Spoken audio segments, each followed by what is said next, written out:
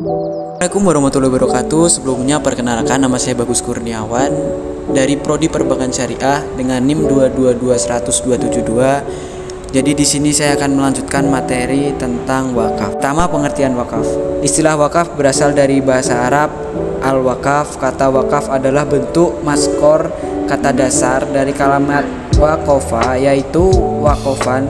Wakofa dikatakan dalam bahasa Arab mengandung maksud berhenti dan berjalan. Adapun menurut istilah, wakaf berarti berhenti atau menahan harta yang dapat diambil manfaatnya tanpa musnah seketika dan untuk menggunakan yang mubah, serta dimasukkan untuk mendapatkan keridhaan Allah.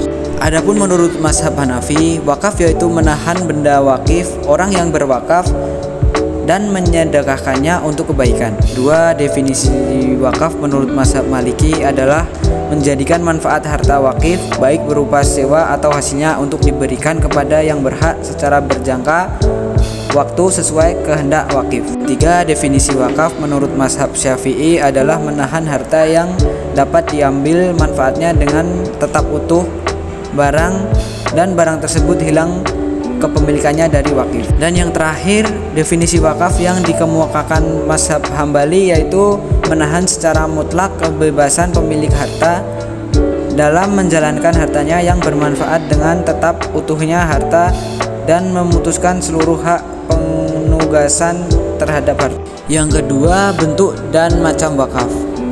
Wakaf dapat dibagi dalam 3 golongan sebagai berikut. Yang pertama, wakaf untuk kepentingan si kaya dan si miskin dengan tidak berbeda. Dan yang kedua, wakaf untuk kepentingan yang kaya dan sesudah itu baru yang miskin. Yang ketiga, wakaf untuk keperluan yang miskin semata-mata. Wakaf golongan yang pertama bersifat amal atau untuk tujuan kebaikan umum, seperti halnya berbentuk sekolah atau rumah sakit yang dibuka untuk melayani semua golongan. Sedangkan wakaf golongan kedua meliputi wakaf keluarga yang dimaksudkan untuk kepentingan keluarga yang mendirikan wakaf tersebut. Dan golongan ketiga adalah wakaf semata-mata melayani golongan tidak mampu, seperti halnya lembaga yang khusus membagikan bahan makanan, pakaian, dan obat-obatan bagi kalangan yang tidak mampu.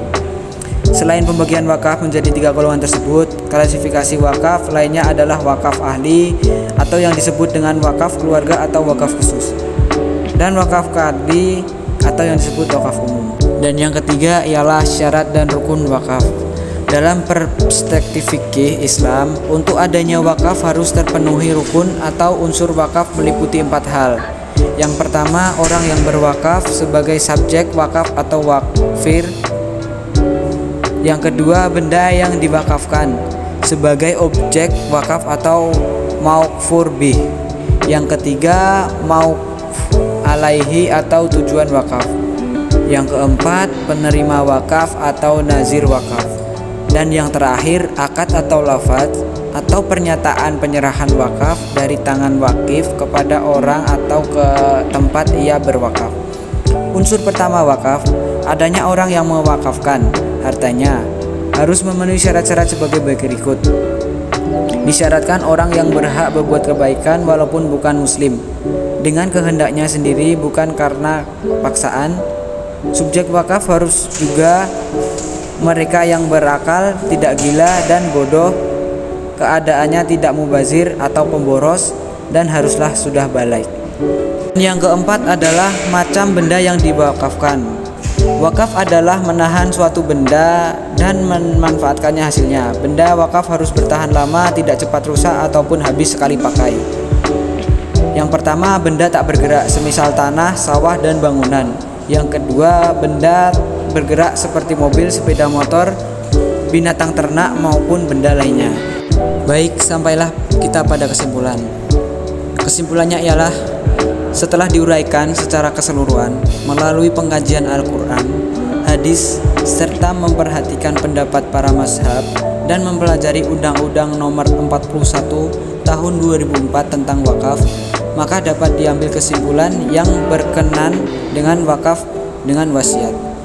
Baik, sekian dari saya. Bila mana ada kekurangan atau kesalahan, mohon dimaklumi. Wassalamualaikum warahmatullahi wabarakatuh.